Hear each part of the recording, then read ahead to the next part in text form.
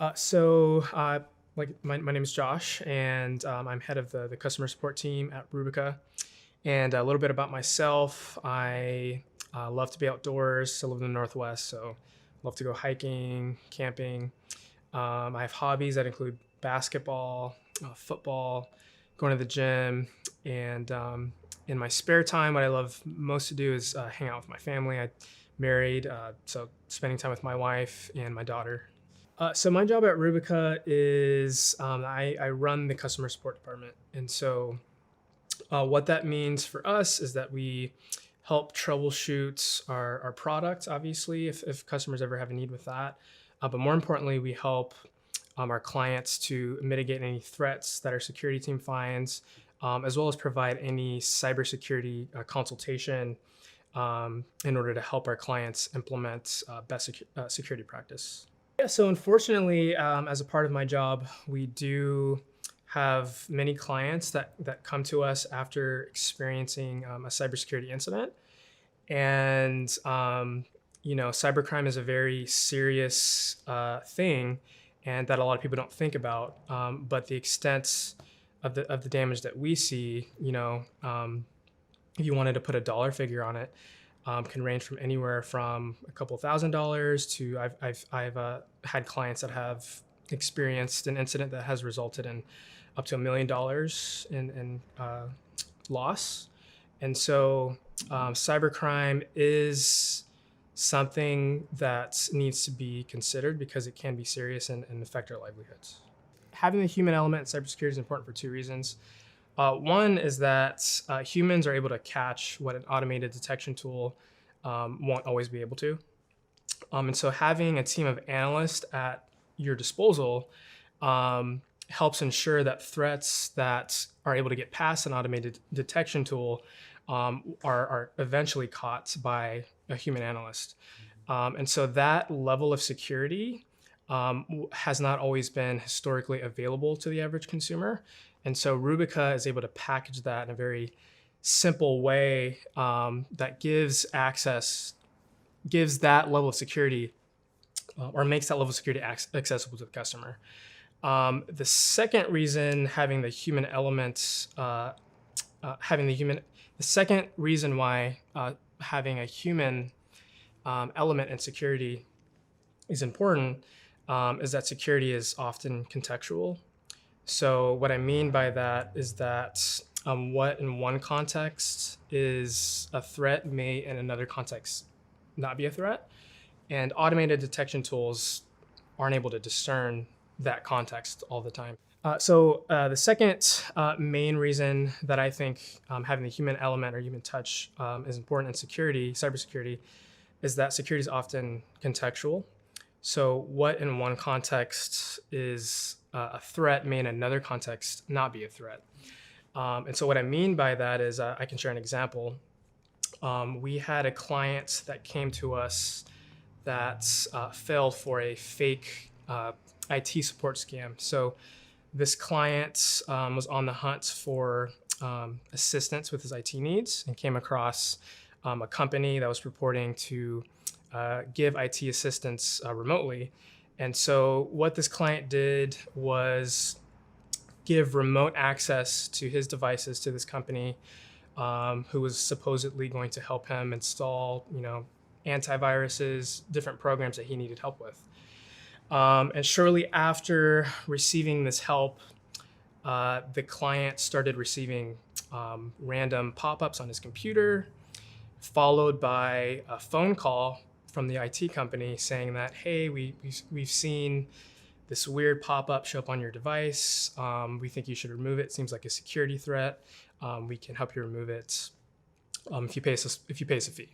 And long story short, what the user ended up realizing is that he paid the company to help remove a threat that they actually installed on his device. And so he came to us sort of in a panic. He had already paid, this fake IT company a couple of $1,000s to remove this fake threat that they installed, and had no idea how they were injecting their fake pop-ups onto his device, had no idea how to get whatever was on his device off of his device.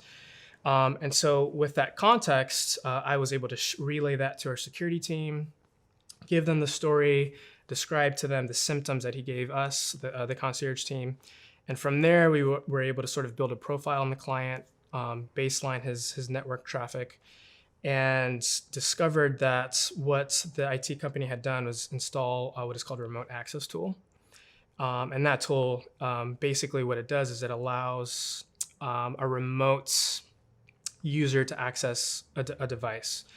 And so through that remote access tool, this company was able to basically control this person's device without him knowing. And without that context, we would have never actually found the security threat, because in another context, the remote access tool is actually a legitimate piece of software and has legitimate use. And so having that context, it was helped our security team to mitigate a threat that would otherwise, in another context, not be considered a threat. And so that being said, security is often contextual, and an automated tool. The customer is very relieved, very thankful.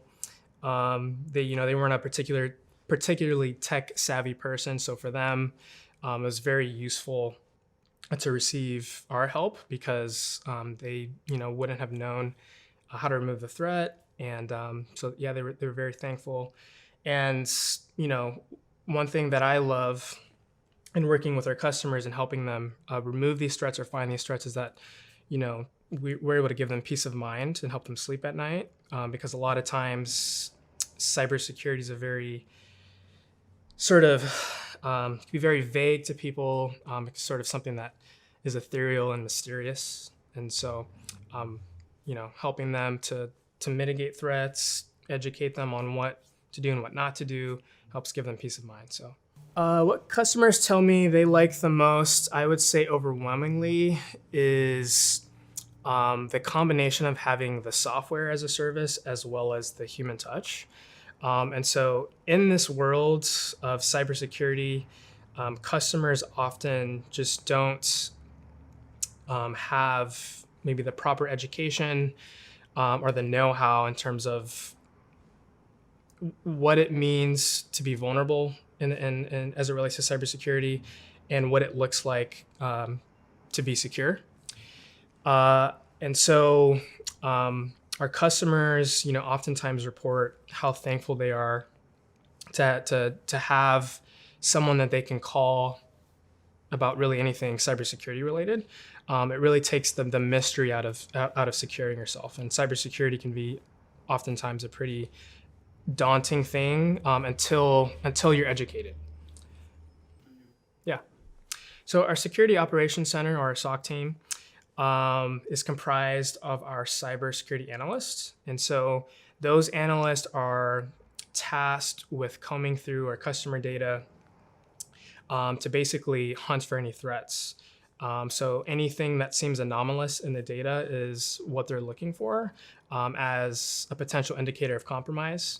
How our concierge team collaborates with the SOC team is that with any threats or potential threat that the SOC team finds, the concierge team is then able to take that information, pass it along to the client to confirm whether or not the client can see this threat or has noticed any symptoms that this threat would exhibit.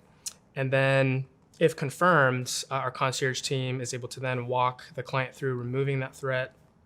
And then after that, making sure that the client takes any steps necessary to ensure that the client's devices get back into a clean state.